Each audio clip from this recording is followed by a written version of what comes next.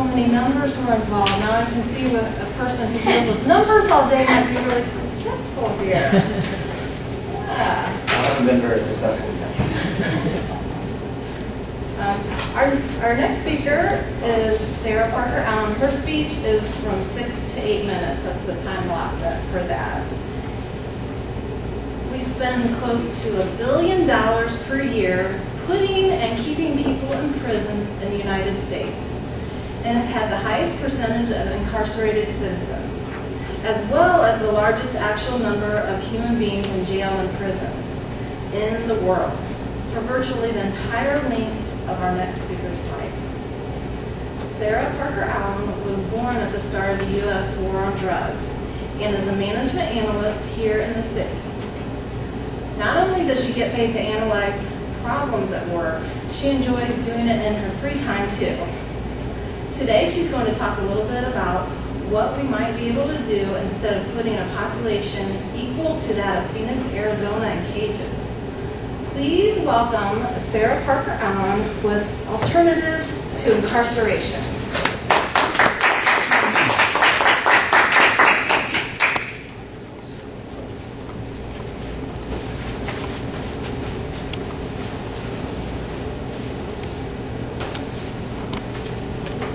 Good afternoon, fellow Toastmasters and guests. I still remember the very first time I heard about prison in the context of punishing somebody who did something wrong, that is, crime. It was when my elementary school classmates and I were assigned to read the autobiography of Malcolm X, which, by the way, I went to a very strange elementary school. Malcolm X was born Malcolm Little, and when he was 20 years old, after having an incredibly difficult life, he was arrested and put in jail for 8 to 10 years for larceny and breaking and entering. He totally deserved it. He absolutely was breaking and entering and stealing all kinds of stuff. He totally did the crime. And it turns out that actually prison, for him in particular, was a really good thing. It totally transformed his life. He joined the Nation of Islam. He discovered that he didn't hate religion after all. He realized that it's actually really powerful and joyful to use language well and to be a good speaker. And he really became an intellectually gifted person. One of the things that he did was he sat and he copied the dictionary out. The whole thing. I remember thinking when I was a teenager, looking back at this experience, reading this book, that wow, prison is a great opportunity to sit back, relax, and actually learn things. Because I was in college, and I had to work at Wendy's, and I had to work at my co-op job in the stadium dorm, and I had to try to do all my ROTC commitments, and I also tried to be an honor student in engineering at the same time. And I was thinking, they get hours and hours to just sit there and copy the dictionary. Prison sounds sweet. I want to go to prison. Yeah, no. Prison's actually not like that at all. Just so we're all clear. And actually, when you think about it, prison is kind of a crappy way of trying to deal with people that you don't like or people who've done stuff you don't like. For example, and you all can probably think of something too, I have this thing. People don't use turn signals. They change lanes and they didn't warn you at all. If I ran the world, those people would be subject to what they call penal transportation. They used to use this back in the day in England. When they really didn't like what you did, they put you on a boat and they sent you to Australia. My belief, penal transportation today doesn't require a boat to Australia. It requires an Atlas rocket going to the moon or something like that. And now I want you guys to just think for a minute.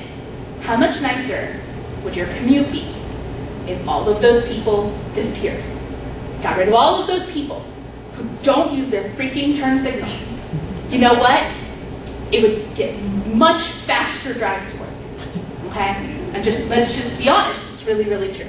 The trouble really is that if I actually did that with everybody who pissed me off, pissed you off, and you, and you, and you, and all of you, plus everybody else, well, quite frankly, the highways would be deserted and falling apart because nobody would be here. All right? You can't actually put everybody on rockets and send them away and make them disappear forever and ever just because they did something you don't like. Now I have some handouts for you too, just to illustrate a little bit in terms of the size of the problem that we are dealing with here. And I really have to question why it is that Joel's assignment is all the way on the right side. That's right, exactly. We can't really send you to jail here in Ohio because our prisons here in Ohio are already 31% over capacity. And so that's pretty much a no-go. And as you can see from the numbers there, that it's pretty much, if we drop the hammer on everybody, there'd be nobody left to drop hammers. Now we have plenty of evidence that prisons are too big, too expensive, and they just don't do what we want them to do. So what can we do instead? All right, well, the first thing that we could do instead of having prisons be the way they are now, is we could fix mental health. All right, now, when we talk about mental health and prisons, I hear a lot of people say things like, I can't believe that they let that person off because they're crazy. You know, guilty or not guilty by reason of insanity, what a joke. Just because they're crazy doesn't mean they didn't do something wrong. I'm not going to argue that one today. All right? What I'm going to argue is that there are way better ways of dealing with people who are crazy than locking them up forever. All right? Now, the first one of these two handouts is going to be talking about a thing called assisted outpatient treatment. And what it basically says is that we can get up to 83% of all people who are seriously mentally ill to not get arrested, to not commit serious crimes in the first place, if we just give them treatment. All right? And then the second handout that I've got for you guys is a look at what life is like inside the Summit County, just Summit County Mental Health Unit. All right?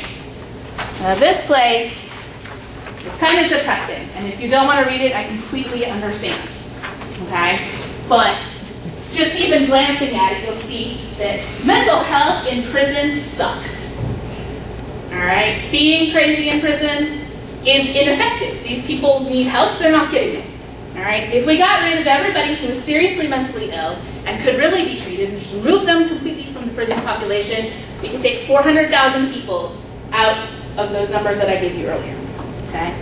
The second thing that we could do, instead of having our current prison system be the way it is we could make a whole ton of things not illegal. All right? Or even, let's step back for a second.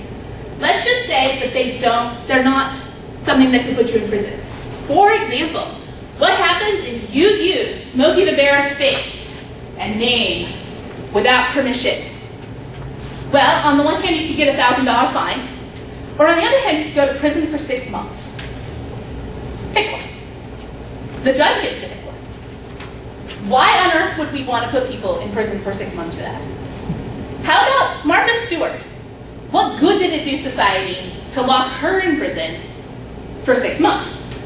She was skillful. She had things that she could have done for society, but instead, we just locked her in prison. What I've given you here is just all of the federal laws. Not the text of them because I couldn't fit it in this room. That's just a list of chapter headings for the list of all of the laws that you can break. There's over 4,000 of them, so I didn't want to try it. The third thing that we could do, and I mentioned this before, is really think back to what needs to be illegal. All right? And this is where that war on drugs thing comes in, because gosh darn it all, the percentage of Americans who are in prison today has now reached almost 1%. And before the war on drugs started, it was less than 0.2%. So, it's complicated. I get it. You know. But we have options. Right? We don't have to do things the way that we're doing now. So, think about it. And If you want to know more, I'm happy to tell you. Thank you.